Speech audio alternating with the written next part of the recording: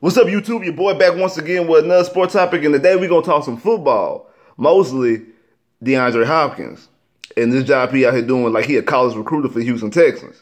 I mean, if y'all don't know, if y'all ain't been on Twitter, been on Instagram, been on Facebook, or listen to the news, whatever it is that y'all do to get y'all sports, if y'all come to me to get y'all sports, I appreciate it, and I'm going to give you what you need.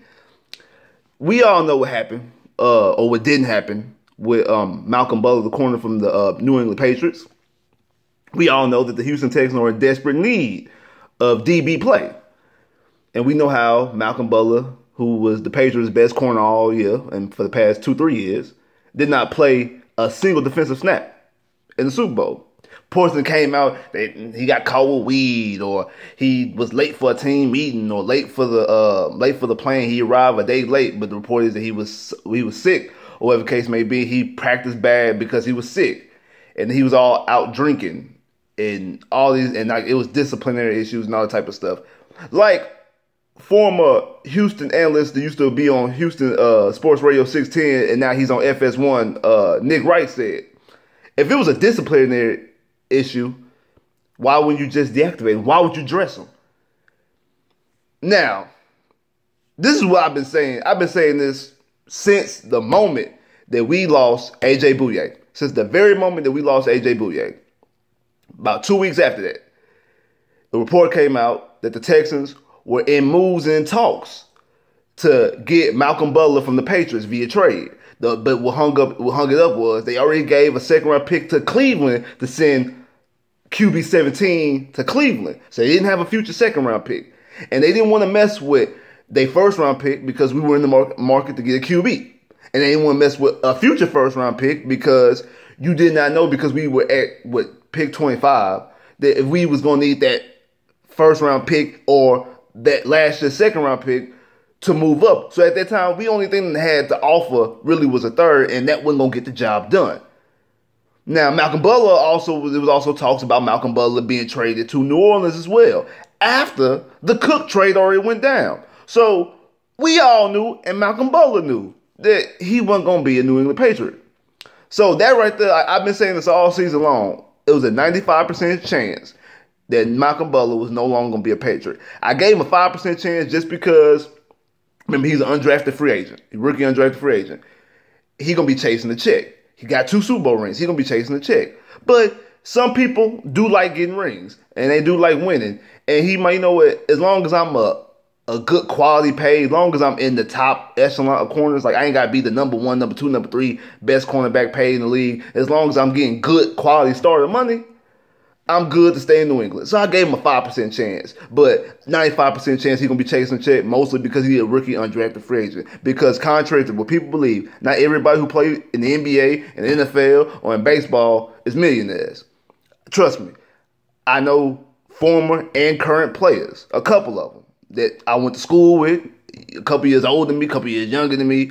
I had relatives who dated football players. Not everybody is a millionaire. Now, it's a lot of them, but not everybody. Now, of course, they make more money than a regular person, a person that working a regular 9 to 5. True enough, but not everybody is just cashing in this big-ass millionaire check and driving Lambos and living in mansions and stuff like that. It's really not going down like that. Like serious business, it's really not going down like that. So he was going to be chasing the check. I figured that. And I'm like, well, no, I already knew that we were going to be in the market for a corner, even if last year's defense wasn't as bad as it was, because that secondary was horrible.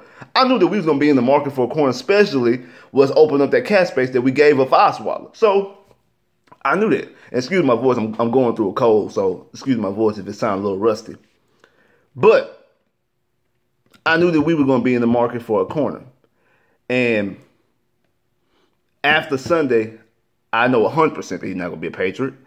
And I don't believe the whole talk of the disciplinary, like him smoking weed or getting caught with weed or the alcohol. And I don't believe all that because, like someone said earlier today, people don't go out drinking by themselves, especially with a team. So if he went out, got drunk, he got drunk with somebody else. What happened to them? Did they get disciplined too? For one. 2, I just don't believe their report. I think that because Bill Belichick is a very, very, very, very, very petty coach. You see, he traded I think was it Landon Collins? Did he trade to Cleveland because he wanted J.J. Watt money? He traded that guard or tackle to Arizona a couple years ago. Like, he gets rid of players all the time. So, do I think that he knew that Malcolm Butler was going to be a free agent? He knew Malcolm Butler was going to be chasing the check. So this is the last little Super Bowl. Yeah, you ain't going to play. And don't get it twisted. Malcolm Butler is not, I ain't saying Malcolm Butler is the best corner, because I still think that Tremaine Johnson, if I could only get one, I think I would probably lean a little bit more towards Tremaine Johnson. I think Tremaine Johnson is slightly better, slightly. But Malcolm Butler has played in way bigger games. He has 2 Super Bowl rings, played in 2 different Super Bowls. One, the Super Bowl against Seattle. Because make no mistake about it, that pick is huge, because even if he would just bat the ball down, it's still been a good play. That was 2nd down. So Seattle still had 3rd and 4th down to get the touchdown. That pick ended the game. So he won that game. He's not the only reason why, but that was the game-winning play. Even if he would have batted down, or if Seattle would have dropped the ball, they still had 2 more downs. He ended the down. He ended the drive and got the ball back to New England with 20 seconds left, up by 4. Come on now. He won them the game. So that was the game-winning play. Now we got Hopkins out here. First, he sent a tweet tagging him in it saying that, hey, we got a spot for you in Houston. Now he out there on Instagram. Like yesterday was Twitter. Now he on Instagram out here. This right here. I don't know if y'all can see it real good, but that's what he put on Instagram. That's what Hop put on Instagram. Of course, yeah, your boy liked it. Of course I'm going to like it, you know what I'm saying? Them boys out there. Then Deshaun Watson, he out there liking it. Lamar Miller out there commenting on the picture, saying we out here recruiting or you out here recruiting. Like, this ain't the same old Texans. Now, everybody know, if you don't know, Andre Johnson is my favorite football, sports, athlete, player, period. He's not the reason why I'm a Texan fan, but he's my favorite Texan all time, and I don't think that'll ever change. Deshaun Watson might change it, but as of right now, I don't see nothing ever changes that Andre is my favorite player. Andre wouldn't do nothing like that. Because it's a different day and time with the way social media is. And like Andre and Matt Schaub, Foster might have said something like that. Like, because Foster was out there. But Andre and Schaub, they wouldn't have did nothing like that. JJ not really gonna do nothing like that. But Hop, yeah. You see Deshaun Watson, yeah. Lamar Miller, yeah. Deontay Foreman, yeah. Clowney, probably, yeah. Like it's a different day and time right now. And I'm with that. I'm glad they're out here recruiting. Because Sunday's Super Bowl made me want Malcolm Butler even more. Because without Malcolm Butler, Nick Foles put up 41 points against you. Now, I'm not saying with Malcolm Butler, the Patriots would have definitely won. Because I was actually going for the Eagles. But Malcolm Butler, they wouldn't have scored 41 points. I really don't think they would score 41 points with Malcolm Butler on the field. I really don't. And then I didn't even think about this until a few minutes ago when I was listening to one of the guys on Sports Radio 610 say about Hopkins. Not only is Hopkins out here recruiting, you know, corners and receivers play exactly. They're the only 2 positions that are actually playing each other one-on-one. Like, but outside, you know, linemen. But then also linemen switch, you know, because sometimes D-ends and linebackers come through. But receivers and corners play after play after play are playing each other one-on-one. They matching up. And Hopkins has played against Butler in 15 on that Sunday night game. Last year twice on that week 3 game, and then the playoff game, and then this past season. So he's played him one-on-one 4 times. He know what Malcolm Butler can do. And he know what Malcolm Butler can do for the Texans defense.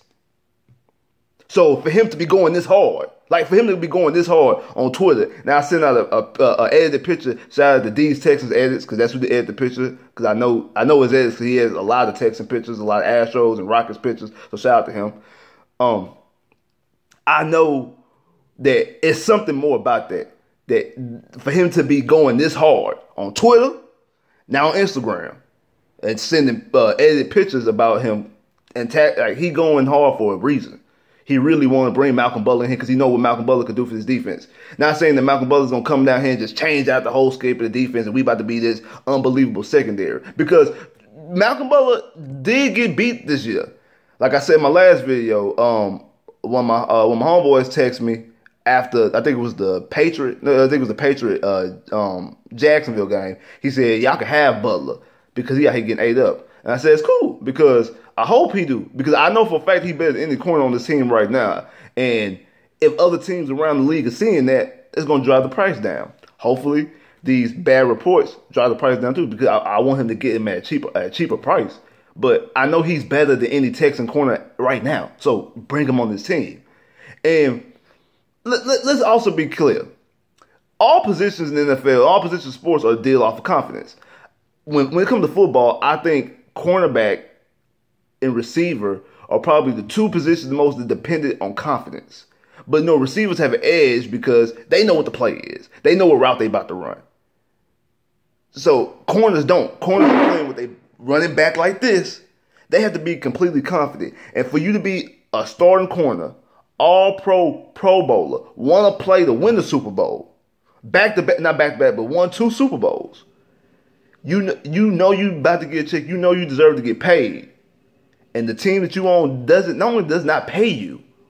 They go out and get somebody that plays the same position that plays for Buffalo, who a team y'all whoop year and year, and go get him and bring him the money when you more decorate than him. That's gonna hurt your confidence. Then you hearing the trade talks about you getting traded to Houston. Or you getting the trade talks and you getting traded to New Orleans after you already made the trade for Cooks. So it's like, well, I'm not getting traded for their best receiver. What are they gonna trade me to New Orleans for? Like, what are they gonna receive from New Orleans? New Orleans already gave them their best receiver in Cooks. Jimmy Graham is in Seattle, so they ain't like they getting Graham. Who is they getting? And plus, we got Gronk, so they don't need Graham. So who am I getting traded for? His confidence was shot. But I think now, after that Super Bowl, after seeing what happened, and now hearing everything's gonna be said, I promise you, he's gonna come back with a vengeance. I ain't saying he's gonna be the best cornerback in the league. I think the best corner is gonna be Ramsey, and I think the second best corner is probably gonna be AJ. I've been saying that all year. AJ and Ramsey are 1 and 2 or 1 and 3. Because you might want to throw Talib or somebody else in there, but 1 and 2. Well, those two corners are definitely in the top 3 or 4. But I bet you that Malcolm Butler, this coming up season, whatever team he play for, is going to be all-pro. He might not be first team, might be second team all-pro. He's going to be a Pro Bowl. He's going to be all-pro. He's going to come back with a vengeance. He's going to have, because I think teams are going to threaten him. I think teams are going to test him. I think teams are going to say, you know what, we went at you last year. Bill benched you. We going to go after you. We going to go after you. I bet you he's going to make plays. And shout out to Ed Honcho, Soft Sports. He did a breakdown of 7 corners, and Malcolm Butler was the main corner. That he said that he said he would like to have him on Texas, but he's not as high as him as most people are. And like I said, I'm more leaning towards a little bit more towards Tremaine Johnson. But right now, as the way I'm feeling, I've been saying Malcolm Butler all year because I just thought that's how it was going to work. Because I think that we've been eyeing him since last year. Or since last offseason. But after that Super Bowl, I definitely want him to come to the Texans. I definitely want him to come in the way that Hopkins and Deshaun and Lamar Miller are going after him. I definitely want to be a Houston Texan. So, like, share, subscribe if you haven't, comment below if you haven't, click that bell to get more videos. I holla.